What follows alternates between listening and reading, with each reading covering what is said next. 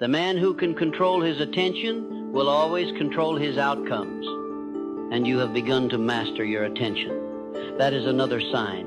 Where others are reactive, you are intentional. Where others consume, you create. Where others chase, you attract. Because you are no longer scattered, you are focused. And focus is the hammer that breaks the chains of poverty. When a man is focused, he cannot be manipulated. He cannot be distracted by comparison. He walks with direction. And the man with direction is always wealthier than the man with confusion, regardless of how much is in his bank account. You have also started thinking long-term. That's another sign. You no longer live in emotional impulse. You have begun to build systems. You have begun to think in years, not days.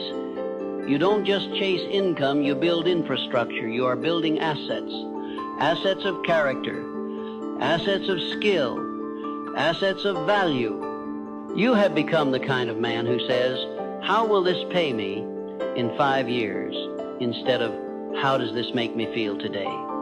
And that shift, small as it may seem, is the foundation of empires. You see money differently now. That's a mark of growth. Where once you feared money, now you respect it. You understand that money is a servant, not a master. You understand that money is an amplifier, not a savior. And most importantly, you now see money as the result of value, not just effort. You stopped trading your hours for dollars and started multiplying your value through leverage, through ideas, through systems. That is wealth consciousness. Wealth is not a number, it is a mindset. And your mindset is no longer poor. Poor minds blame, complain, and wait. Wealthy minds create, solve, and act. You stop blaming your background. You stop waiting for permission. You stop looking for signs from the outside. You are now the sign. You are now the one who moves first. You are now the one who says, it starts with me. That is power. And power precedes prosperity. Another sign you are walking the path to wealth.